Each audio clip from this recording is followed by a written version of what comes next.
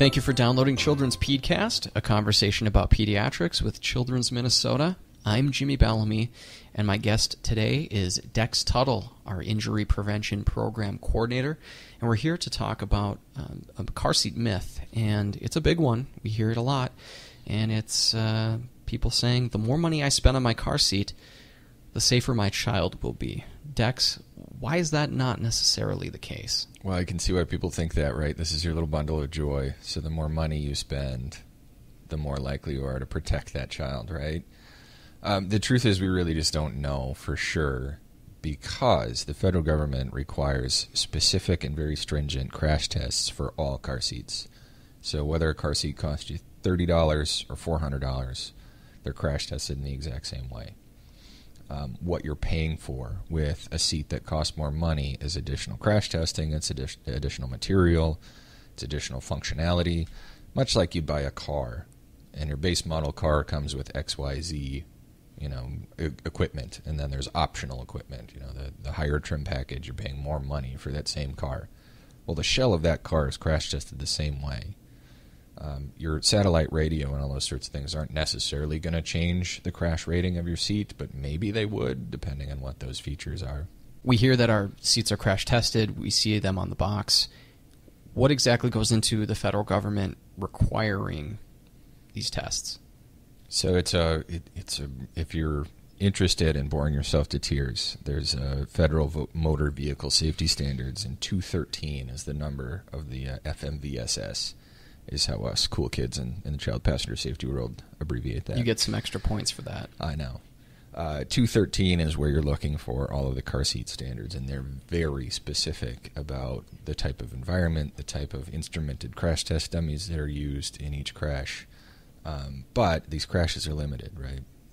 Let me give you an example. So every crash test or every seat that these particular children can fit in, they'll have different instrumented test dummies for newborns, 9-month-old, 12-month-old, and then various different instruments on 3 and 6-year-olds. Sorry.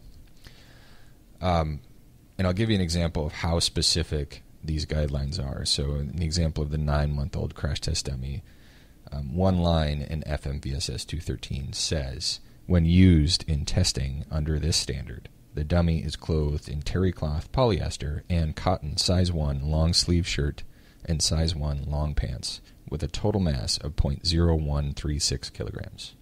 That's quite specific. Very specific. So, and it has to be that way, so all of the different manufacturers are testing under the same circumstances. Mm-hmm. But, the tests are a little bit limited.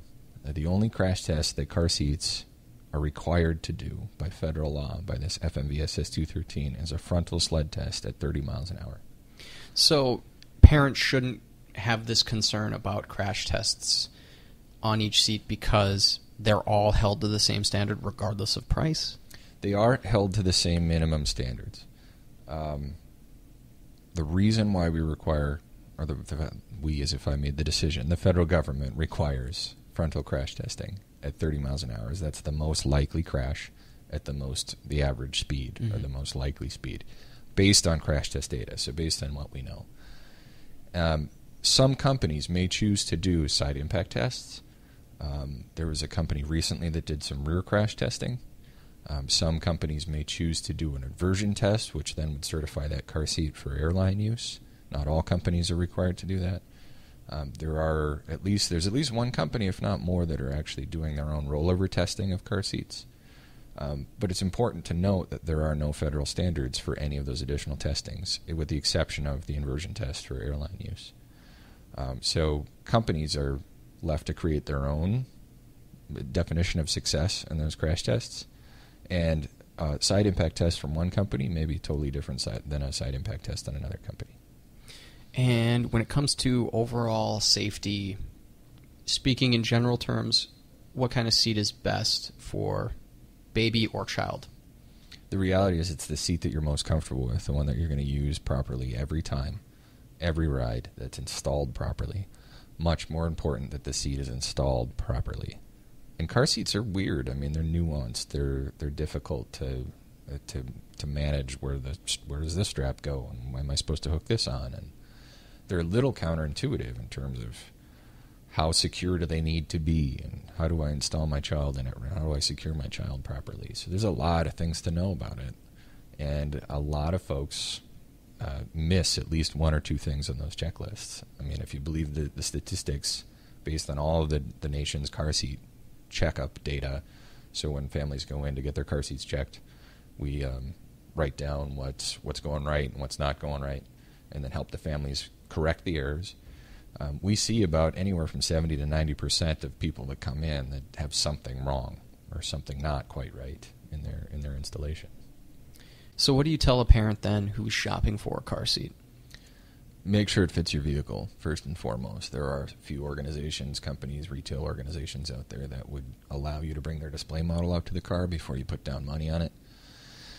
My bet is if you take a box out of a store, open it up, find out it doesn't fit in your car, bring it back to the store, they may or may not take it back from you. If they do take it back from you, they're going to throw it away, or they're going to junk it or send it back, because really important that we know the history of that seat, that you didn't leave, get in a crash, put the seat back in the box, and bring it back to the store, and the company's not going to take on that liability. So make sure it fits your car first. Don't feel bad about not having the money to spend on a car seat. Are there places people can go to know how to properly fit a seat? I know we have clinics ourselves with some fire departments, but in the state of Minnesota overall, what do you recommend for people to do?